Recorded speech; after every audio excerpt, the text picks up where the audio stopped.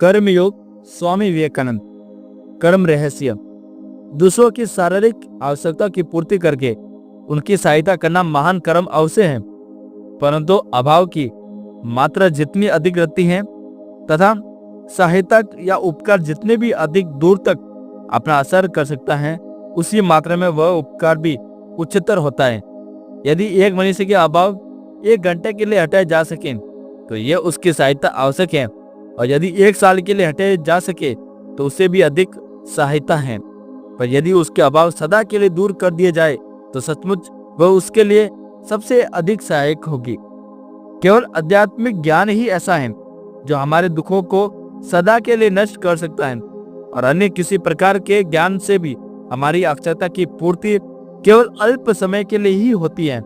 केवल आत्म विषयक ज्ञान द्वारा ही हमारा अभाव वर्तित तक सदा के लिए अंत हो सकता है। अतः किसी मनुष्य की आध्यात्मिक सहायता करना ही उसकी सबसे बड़ी सहायता करना है। जो मनुष्य को पारमार्थिक ज्ञान दे सकता है वही मानव समाज का सबसे बड़ा हितैषी है। हम देखते हैं कि जिन व्यक्तियों ने मनुष्य की आध्यात्मिक सहायता की है वे ही वास्तव में महान शक्तिशाली थे। कारण यह है कि अध्यात्म ही हमारे जीवन के समस्त कर्तव्यों का सच्चा आधार है। आध्यात्मिक शक्तिशाली पुरुष चाहे तो किसी भी विषय में क्षमता संपन्न हो सकता है, और जब तक मनुष्य में आध्यात्मिक बल नहीं आता तब तक वह उसकी भौतिक आवश्यकता भी तो भली भांति तृप्त नहीं हो सकती है। आध्यात्मिक सहायता से नीचे है बौद्धिकता विकास में सहायता करना, पर साथ ही यह ज्ञान दान, भोजन तथा वस्त्र के दान ही कहीं श्रेष्ठ है। इतना ही नहीं, वरण प्राण दान से भी उच्च है, क्योंकि ज्ञान ही मनुष्य का प्रकृत जीवन है। अज्ञान ही मृत्यु है और ज्ञान जीवन है। यदि जीवन अंधकारमय है और अज्ञान तथा कलेश में बीतता है तो वास्तव में ऐसे जीवन का मूल्य कुछ भी नहीं है। ज्ञान दान से नीचे है शारीरिक सहायता का दान। तो हमारे सम्मुख जब दूसरों की सहायता का प्रश्न उपस्थित होता है तो हमें इस भूल धारण से सदा बचे रहने का प्रयत्न करना चाहिए कि शारीरिक सहायता ही एकमात्र सहायता है। वास्तव में शारीरिक सहायता तो सब सहायताओं के केवल अंतिम नहीं वरन निम्न श्रेणी के भी हैं, क्योंकि इसके द्वारा चीड़ तृप्त नहीं हो सकती है। भूखे रहने में जो कष्ट होता है उसका परिहार भोजन कर लेने से हो जाता है, परंतु वह भूख पुनः लौट आती है। हमारे कलेशों का अंत तो केवल तभी हो सकता है जब हम तृप्त होकर सब प्रकार के अभावों से परे हो जाते हैं। तब साधु हमें पीड़ित नहीं कर सकती और न ही कलेश अथवा दुख ही हमें विचलित कर सकती है। तब जो सहायता हमें आध्यात्मिक बल देती है वह सर्वश्रेष्ठ है। उससे नीचे है बौद्धिकता अर्थात अथवा मानसिक सहायता, और सबसे नीचे है शारीरिक सहायता का स्थान। मात्र शारीरिक सहायता द्वारा ही संसार के दुखों से छुटकारा नहीं पाया जा सकता है। जब तक मनुष्य का स्वभाव भी परिवर्तित नहीं हो जाता तब तक ये शारीरिक आवश्यकता सदा बनी रहेगी और फलस्वरूप कलेशों का सदैव अनुभव ही होता रहेगा। जितने भी शारीरिक सहायता उनका पूर्ण उपचार नहीं कर सकता। इस दुख समस्या का केवल एक ही मीमांसा है और वह है समस्त मानव जाति को पवित्र कर देना। अपने चारों ओर हम जो दुख कलेश देखते हैं उन सबका केवल एक ही मूल कारण है अज्ञान। अज्ञान। मनुष्य को ज्ञान लोक दो, उसे आध्यात्मिक बल संपन्न करो। यदि हम यह करने में समर्थ हो, यदि सभी मनुष्य पवित्र आध्यात्मिक बल संपन्न और सुशिक्षित हो जाए तो केवल तभी संसार में दुख का अंत हो सकेगा, अन्यथा नहीं।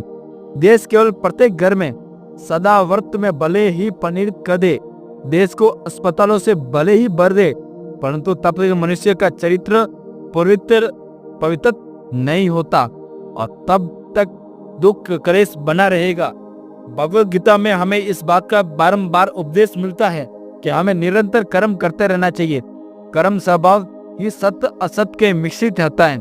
हम ऐसा कोई भी कर्म नहीं कर सकते जिससे कुछ बुरा न हो, और ऐसा भी कोई कर्म नहीं जिसे वह कहीं न कहीं कुछ हानि न हो। प्रत्येक कर्म अनिवार्य रूप में गुण दोष से मिश्रित रहता है, परंतु फिर भी शास्त्र हमें सतत कर्म करते रहने का आदेश देता है। सत्य और असत्य दोनों का अपना अलग अलग फल होता है। सत्य कर्मों का फल सत्य होगा और असत फलों कर्मों का फल असत्य। परंतु सत्य और असत्य दोनों ही आत्मा के लिए बंधन स्वरूप हैं। इस बंधन में गीता का कथन है कि यदि हम अपने कर्मों में आसक्त न हो और हमारी आत्मा पर किसी प्रकार का बंधन नहीं पड़ सकता। अब हम देखेंगे कि कर्मों में अनासक्ति का तात्पर्य क्या है। गीता का मूल सूत्र यह है कि निरंतर कर्म करते रहो, परंतु उसमें आसक्त मत हो। जिस ओर मन का विशेष झुकाव होता है, स्थूल रूप से उसे ही संस्कार कर सकते हैं। यदि मन को एक तालाब मान लिया जाए तो उसमें उठने वाली प्रत्येक लहर जब शांत हो जाती है तो वास्तव में वह बिल्कुल नष्ट हो नहीं हो जाती, वरन चित्त में एक प्रकार का चिन्ह छोड़ जाती है और तथा ऐसी संभावना का निर्माण कर जाती है जिससे वह लहर दोबारा फिर से उठ सके। इन चिन्हों पर इस लहरों के लिए फिर से उठने की संभावना को मिलकर हम संस्कार कह सकते हैं। पर हमारा प्रत्येक कार्य, हमारा प्रत्येक अंग संचालन, हमारा प्रत्येक विचार, हमारा चित्त इस पर इसी प्रकार का एक संस्कार छोड़ जाता है।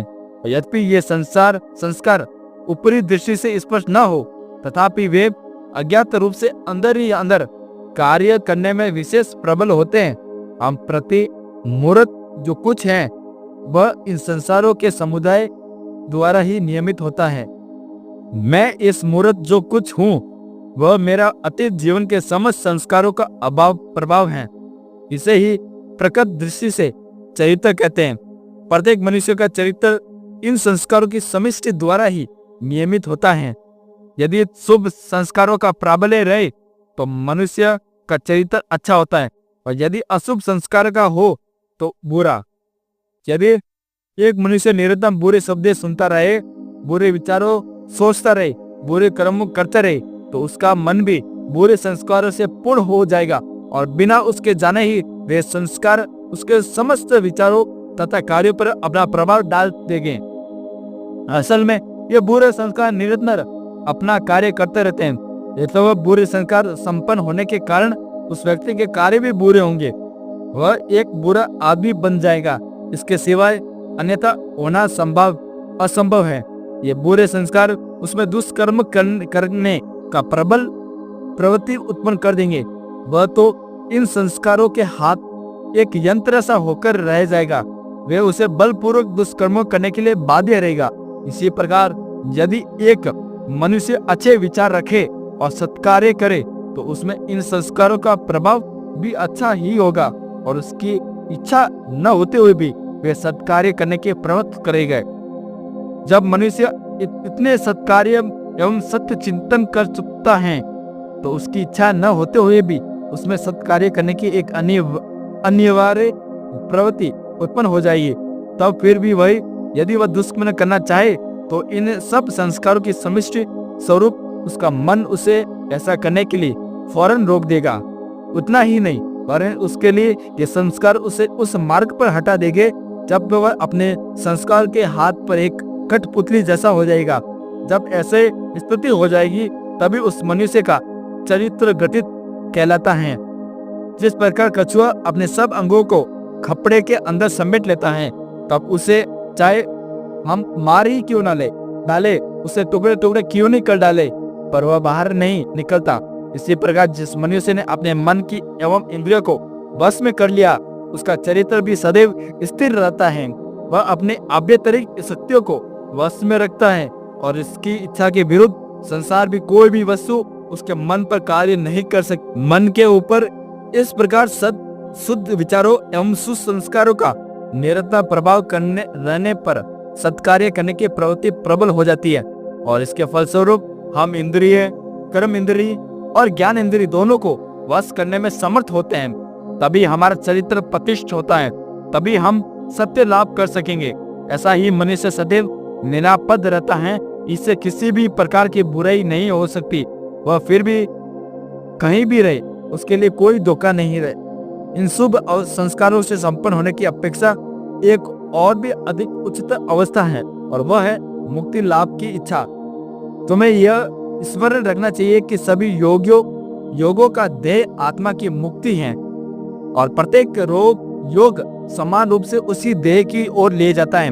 भगवान बुद्ध ने ध्यान से तथा ईसा मसीह ने प्रार्थना द्वारा जिस अवस्था की प्राप्ति की थी, मनुष्य केवल कर्म द्वारा ही उस अवस्था को प्राप्त कर सकता है। बुद्ध ज्ञानी थे और ईसा मसीह भक्त, पर वे दोनों ही एक देह में को पोषित है। मुक्ति का अर्थ है संपूर्ण स्वाधीनता, शुभ और अशुभ दोनों प्रकार के बंधनों से छुटकारा पा जाना। इसे समझना जरा कठिन है। लोहे की जंजीर भी एक जंजीर है और सोने की जंजीर भी एक जंजीर है। यदि हमारी उंगली में एक कांटा भी चुभ जाए तो उसे निकालने के लिए हम एक दूसरा कांटा काम में लाते हैं, परंतु जब वह निकल जाता है तो हम दोनों को फेंक देते हैं। हमें फिर दूसरे कांटों को रखने की कोई आवश्यकता नहीं रहती है, क्योंकि दोनों की आखिर कांटों की ही होती है। इसी प्रकार कुसंस्कारों का नाश शुभ संस्कारों द्वारा करना चाहिए और मन के खराब विचारों को अच्छे विचारों द्वारा दूर करते रहना चाहिए, जब तक कि समस्त कुविचारे लगभग नष्ट न हो जाए अथवा पराजित न हो जाए या वशीभूत होकर मन में कहीं एक कोने में न पड़ जाए। परंतु उसके उपरांत शुभ संस्कारों का भी विजय प्राप्त करना आवश्यक है। तभी तो जो आसक्त था वह अनासक्त हो जाता है। कर्म करो, अवश्य करो, और उस कर्म अथवा विचारों को अपने मन में ऊपर कोई गहरा प्रभाव न डालने दो। लहरें आए और जाए, मांसपेशियां और मस्तिष्क में बड़े बड़े कार्य होते रहे, पर देखना वे आत्मा किस प्रकार का गहरा प्रभाव न डालने पाए। अब प्रश्न यह है कि ये कैसे हो सकता है। हम देखते हैं कि हम जिस किसी कर्म में लिप्त हो जाए तो उसका संस्कार हमारे मन में रह जाता है। मान लो सारे दिन में सैकड़ों आदमियों से मिला और उन्हीं में से एक ऐसे व्यक्ति से भी मिला जिससे मुझे बहुत प्रेम है। यदि दिन रात में को सोते समय मैं उन सभी लोगों को स्मरण करने का प्रयत्न करूं, तो मैं देखूंगा कि मेरे सम्मुख केवल उसी व्यक्ति का चेहरा आता है जिसे मैं प्रेम करता हूं, भले ही उसे मैंने केवल एक ही मिनट के लिए देखा हो। उसके अतिरिक्त अन्य सब व्यक्ति अंतहित हो जाएंगे। ऐसा क्यों? इसलिए कि इस व्यक्ति के प्रति मेरी विशेष आसक्ति ने मेरे मन पर अन्य सभी लोगों की अपेक्षा एक अधिक गहरा प्रभाव डाल दिया है। शरीर विज्ञान की दृष्टि से तो सभी व्यक्तियों का प्रभाव एक सा ही हुआ है। प्रत्येक व्यक्ति का चेहरा नेट पत्र पर उतर आया है और मसीह में उसके चित्र भी बन गए थे, परंतु फिर भी मन पर इन सब का प्रभाव एक समान न था। संभवतः अधिकतर व्यक्तियों के चेहरे एकदम नए थे, जिनके बारे में मैंने पहले कभी विचार भी नहीं किया होगा, परंतु वह चेहरा जिसकी मुझे केवल एक ही झलक मिलती थी भीतर तक समा गया। शायद इस चेहरे का चित्र मेरे मन में वर्षों से हो रहा है और मैं उसके बारे में सैकड़ों बातें जानता हूँ, और उसकी एक सी झलक से मेरे मन में उनके सैकड़ों सोती हुई यादगारों को जगा दिया। और इसलिए शेष अन्य सभी चेहरों को देखने के संवेद फल स्वरूप मन में जितने सब संस्कार पड़े, इस एक चेहरे को देखने में मेरा मनस्पटल पर उन सब की अपेक्षा 100 गुना अधिकांश संस्कार पड़ गया। इसी कारण उसके मन के ऊपर सहज ही इतना प्रबल प्रभाव जमा दिया। ये तो अनासक्त हो, कार्य होते रहने दो। मस्तिष्क के केंद्र अपना अपना कार्य करते रहे, निरंतर कार्य करते रहो, परंतु एक लहर को भी अपने मन पर प्रभाव मत डालने दो। संसार में इस प्रकार कर्म करो मानो तुम एक विदेशी पथिक हो। 2 दिन के लिए यहाँ आयो, कर्म को निरंतर करते रहो, परंतु अपने आप को बंधन में मत डालो। बंधन बड़ा भयानक है। संसार हमारी निवास भूमि नहीं, यह तो उन स्वप्नों में से एक है जिनमें से होकर हम जा रहे हैं। सांख्य दर्शन के एक महाकाव्य को मत भूलो। समस्त प्रकृति आत्मा के लिए, आत्मा प्रकृति के लिए नहीं। प्रकृति के अस्तित्व का पारिजन आत्मा की शिक्षा से निमित्त है, इसका और कोई अर्थ नहीं। उनका अस्तित्व इसलिए है कि आत्मा को ज्ञान लाभ हो जाए और ज्ञान द्वारा आत्मा अपने को मुक्त कर ले। यदि हम ये बात निरंतर ध्यान में रखें तो हम प्रकृति के अभी कभी आसक्त न होंगे। हमें यह ज्ञान हो जाएगा कि प्रकृति हमारे लिए एक पुस्तक सदस्य है जिसका हमें अध्ययन करना है, और जब हमें उससे आवश्यक ज्ञान प्राप्त हो जाएगा तो फिर वह पुस्तक हमारे लिए किसी काम की नहीं रहेगी। परंतु इसके विपरीत हो रहा है कि हम अपने को प्रकृति में ही मिला दे रहे हैं। ये सोच रहे हैं कि आत्मा प्रकृति के लिए, आत्मा शरीर के लिए, और जैसे कि ये कहावत है कि हम सोचते हैं कि मनुष्य खाने के लिए ही जीवित रहता है, न कि जीवित रहने के लिए खाता है। और यह भूल हमें निरंतर करते रहे। प्रकृति को अहम मानकर हम प्रकृति के आसक्त बनते रहे हैं, और जो ही इस आसक्ति का प्रादुर्भाव है, तो ही आत्मा का प्रबल संस्कार का निर्माण हो जाता है, जो हमें बंधन में डाल देता है, और जिसके कारण हम मुक्त भाव के से कार्य न करके दास की तरह कार्य कर रहे हैं। इस सारी शिक्षा का सार यही है कि तुम्हें एक स्वामी के समान कार्य करना चाहिए, न कि एक दास की तरह। कर्म को निरंतर करते रहो, परंतु एक दास के समान मत करो। सब लोग किस प्रकार का कर्म कर रहे हैं, क्या यह तुम नहीं देखते? इच्छा होने पर कोई आराम नहीं ले सकता। 10% लोग तो दासों की तरह काम करते रहते हैं, और उसका फल है दुख। ये सब कार्य स्वार्थ परक होते हैं। मुक्त भाव से कर्म करो, प्रेम सहित कर्म करो। प्रेम शब्द का यथार्थ अर्थ समझना बहुत कठिन है। बिना स्वाधीनता के प्रेम आ ही नहीं सकता। दास में सच्चा प्रेम होना संभव नहीं। यदि तुम एक गुलाम मोल ले लो, तो उसे जंजीर से बांधकर उसे अपने लिए काम कराओ, तो वह कष्ट उठाकर किसी प्रकार कार्य करेगा अवश्य, पर उसमें से किसी प्रकार का प्रेम नहीं रहेगा। इसी तरह जब हम संसार के लिए दासत्व कर्म करते हैं, तो उसके प्रति हमारा प्रेम नहीं रहता, और इसलिए वह सच्चा कर्म नहीं हो सकता। हम अपने बंधु बांधवों के लिए जो कर्म करते हैं, यहाँ तक कि हम अपने लिए स्वयं के लिए जो कर्म करते हैं, उसके लिए के बारे में भी ठीक यही बात है। स्वार्थ के लिए किया गया कार्य दास का कार्य है, और कोई कार्य स्वार्थ के लिए अथवा नहीं। इसकी पहचान यह है कि प्रेम के साथ किया हुआ प्रत्येक कार्य आनंददायक होता है। सच्चे प्रेम के साथ किया हुआ कोई भी कार्य ऐसा नहीं जिसके फलस्वरूप शांति और आनंद ना आए। प्रकृत सत्ता, प्रकृत शांत तथा प्रकृत प्रेम, ये तीनों चिरकाल के लिए परस्पर संबद्ध हैं। असल में ये एक ही तीन है। जहाँ एक रहता है, वहाँ शेष दोनों भी आवश्यक हैं। ये उस अद्वितीय सच्चिदानंद के विद्युत रूप हैं। जब वहाँ सत्ता शांत तथा सापेक्ष रूप से प्रतीत होती है, तो हम उसे विश्व के रूप में देखते हैं। वह ज्ञान भी सांसारिक वस्तु विषय ज्ञान के रूप में परिणित हो जाता है, तथा वह आनंद मानव हृदय में विद्वान समस्त प्रगत प्रेम की नींव हो जाता है। ये तो सच्चे प्रेम में से प्रेमी अथवा उसके प्रेम पात्र को भी नष्ट नहीं हो सकता। उदाहरणतः मान लो कि एक मनुष्य एक स्त्री से प्रेम करता है। वह चाहता है कि वह स्त्री केवल उसी के पास रहे। अन्य पुरुष के प्रति उस स्त्री के प्रत्येक व्यवहार में से उसमें ईर्ष्या का उद्रेक होता है। वह चाहता है कि वह स्त्री उसी के पास बैठे, उसी के पास खड़ी रहे, तथा उसी से इच्छा अनुसार खाए पिए और चले फिरे। वह स्वयं उस स्त्री का गुलाम हो गया, और वह चाहता है कि वह स्त्री भी उसकी गुलाम होकर रहे।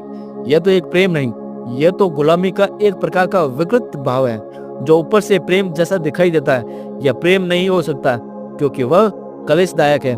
यदि वह उस मनुष्य की इच्छा अनुसार ना चले, तो उसे भी उस मनुष्य को कष्ट होता है। वास्तव में सच्चे प्रेम की प्रतिक्रिया दुखद प्रद तो हो ही नहीं, उसमें से तो केवल आनंद ही होता है। और यदि उससे ऐसा न होता, तो समझ लेना कि वह प्रेम नहीं, बल्कि वह और कोई ही चीज है, जिसे हम ब्रह्मवश प्रेम कहते हैं। जब तुम अपने पति, अपनी स्त्री, अपने बच्चों, यहाँ तक इस समस्त विश्व को इस प्रकार प्रेम करने में सफल हो सकोगे, फिर उससे किसी भी प्रकार का दुख, ईर्ष्या अथवा स्वार्थपरता रूप कोई प्रतिक्रिया नहीं होगी। केवल तभी तुम ठीक अनासक्त हो सकोगे। भगवान श्री कृष्ण अर्जुन से कहते हैं, हे अर्जुन, यदि मैं कर्म करने के लिए एक क्षण के लिए भी रुक जाऊं, तो सारा विश्व ही नष्ट हो जाएगा। मुझे कर्म से किसी भी प्रकार का लाभ नहीं। मैं ही जगत का एकमात्र प्रभु हूँ, फिर भी मैं कर्म क्यों करता हूँ? इसलिए कि तुम संसार से प्रेम है, विश्वर अनासक्त है। क्यों? इसलिए कि वे सच्चे प्रेमी हैं। उस सच्चे प्रेम से ही हम अनासक्त हो सकते हैं। यहाँ कहीं आसक्ति और वहाँ जान लेना चाहिए कि वह केवल भौतिक आकर्षण है, केवल कुछ जड़ कणों के प्रति आकर्षण हो रहा है। मानो कोई एक चीज दो वस्तुओं को लगातार निकट तक खींचे ला रही है। यदि वे दोनों वस्तुएं काफी निकट नहीं आ सकती, तो फिर कष्ट उत्पन्न होता रहता है। परंतु जहाँ सच्चा प्रेम है, वहाँ भौतिक आकर्षण बिल्कुल नहीं रहता। ऐसे प्रेम चाहे सहस्त्रों योजन दूर पर क्यों न रहे, उनका प्रेम सदैव वैसा ही रहता है। वह प्रेम कभी नष्ट नहीं होता, उससे भी कहीं भी कोई कलेशदायक प्रतिक्रिया नहीं होती। इस प्रकार की अनासक्ति प्राप्त करना लगभग जीवन भर का कार्य है, परंतु इसका लाभ होते ही हमें अपनी प्रेम साधना का लक्ष्य प्राप्त हो जाता है और हम मुक्त हो जाते हैं। तब हम प्रकृति के बंधन से छूट जाते हैं और उसके असली स्वरूप को जान लेते हैं, फिर वह हमें बंधन की ही नहीं डाल सकते। तब हम बिल्कुल स्वाधीन हो जाते हैं और कर्म के फलाफल ही और ध्यान नहीं देते। फिर कौन परवाह करता है कर्म फल क्या होगा। जब तुम अपने बच्चों को कोई चीज देते हो तो क्या उसमें बदले में उनसे कुछ मांगते हो? यह तो तुम्हारा कर्तव्य है कि तुम उनके लिए काम करो और बस वही बात खत्म हो जाती है। इसी प्रकार किस दूसरे पुरुष, किसी नगर अथवा देश के लिए तुम जो कुछ करो उसके प्रति भी वैसा ही भाव रखो। उनसे किसी प्रकार के बदले की आशा न रखो। यदि तुम सदैव ऐसा ही भाव रख सको तो तुम केवल दाता ही हो। जो कुछ तुम देते हो उससे ही तुम किसी प्रकार का प्रत्युपकार की आशा नहीं रखते, तो उस कर्म से तुम्हें किसी प्रकार की आसक्ति नहीं होगी। आसक्ति तभी आती है जब हम बदले की आशा रखते हैं। यदि दासवत कार्य करने में निस्वार्थ परता और आसक्ति उत्पन्न होती है तो अपने मन का स्वामी बनकर कार्य करने में अनासक्ति द्वारा उत्पन्न लानत का लाभ होता है। हम बहुधा अधिकार और न्याय की बातें किया करते हैं, परंतु वे सब केवल एक बच्चे की बोली के समान है। मनुष्य के चरित्र का नियमन करने वाली दो चीजें होती है, एक जो जुल्म और दूसरी दया। जो जुल्म का उपयोग करना सदैव स्वार्थ परात्वश ही होता है।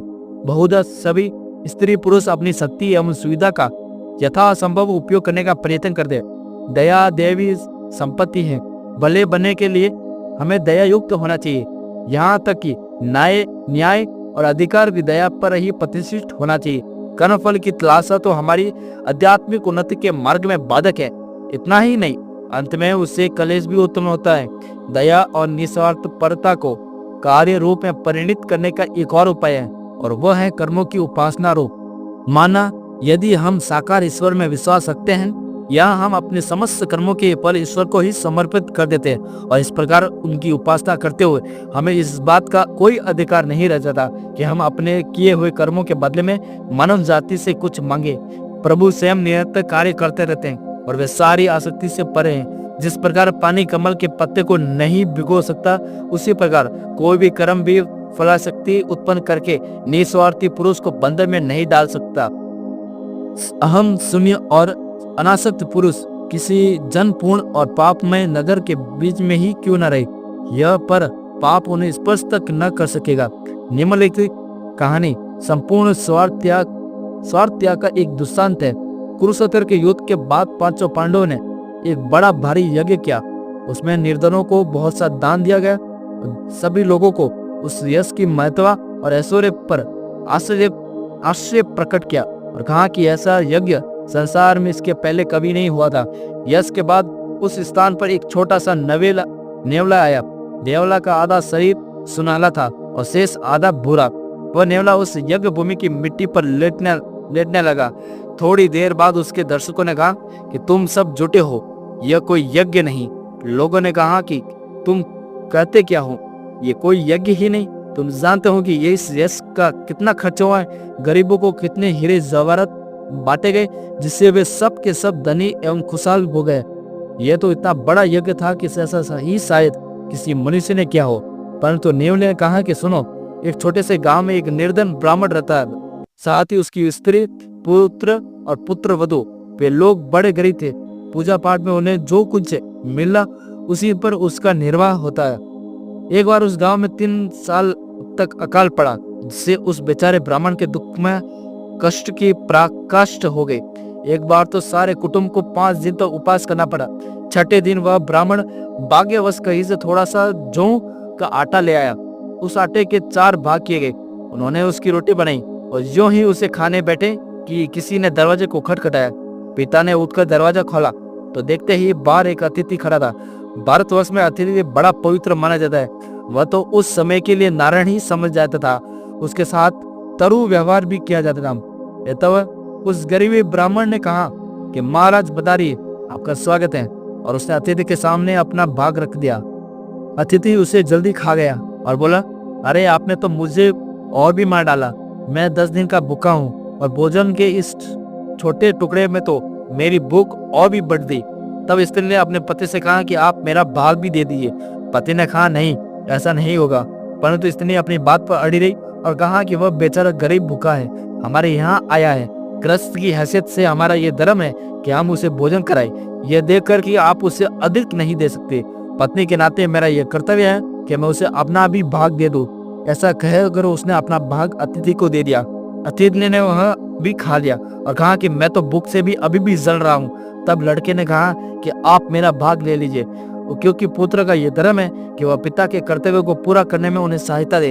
अतिथि ने वह भी खा लिया, परंतु फिर भी उसकी तृप्ति नहीं हुई। वह बहू ने भी उसे अपना भाग दे दिया। अब वह पर्याप्त हो गया और अतिथि ने उसको आशीर्वाद दे दिया और विदा ली। उसी रात वे चारों बेचारे भूखे से पीड़ित हो मर गए। उस आटे के कुछ कण इधर उधर जमीन पर बिखर गए थे और तब मैंने उस पर लोट लगाई तो मेरा आधा शरीर सुनहला हो गया, जैसे कि तुम अभी देख रहे हो। उस समय मैं संसार भर से भ्रमण कर रहा हूँ और चाहता हूँ कि किसी दूसरी जगह भी मुझे ऐसा ही यज्ञ देखने को मिले, परंतु वैसा यज्ञ मुझे कहीं देखने को नहीं मिला। मेरा शेष आधा शरीर किसी दूसरी जगह सुनहला न हो सका, इसलिए तो कहूंगा कि यह कोई यज्ञ नहीं है। त्याग का यह भाव भारतवर्ष के धीरे धीरे लुप्त होते जा रहा है। महानुभाव व्यक्तियों की संख्या धीरे धीरे कम होती जा रही है।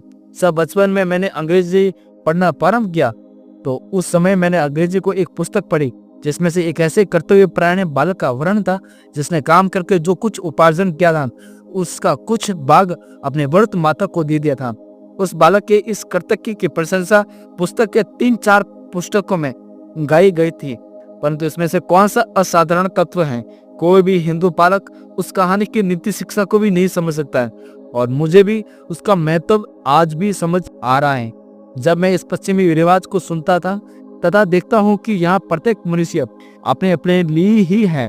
उस देश में ऐसे भी लोग अनेक हैं जो सब कुछ अपने लिए ही रख लेते हैं। उनके पिता माता स्त्री और बच्चों के फिर चाहे जैसी दशा क्यों ना हो, एक रस का ऐसा आदर्श तो कदापि ना होना चाहिए। अब तुमने देखा कि कर्म योग का अर्थ क्या है। उसका अर्थ है कि मौत के मुंह के बिना भी तर्क वितर्क की सबकी सहायता करना। भले ही तुम लाखों बार ठगे जाओ पर मुंह से एक बात तक न निकलो। तुम जो कुछ भले कार्य कर रहे हो उसके संबंध में सोचो तक नहीं। निर्धन के प्रति एक उपकार पर गर्व मत करो, ना उसे कृतज्ञ की आशा रखो, बल्कि उल्टे ही तुम्हें उसके कृतज्ञ हो जाओ।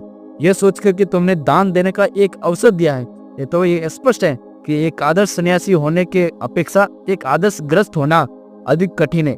यथार्थ कर्ममय जीवन, यथार्थ त्यागमय जीवन की अपेक्षा यदि अधिक कठिन नहीं है तो कम से कम उसके बराबर कठिन तो अवश्य है।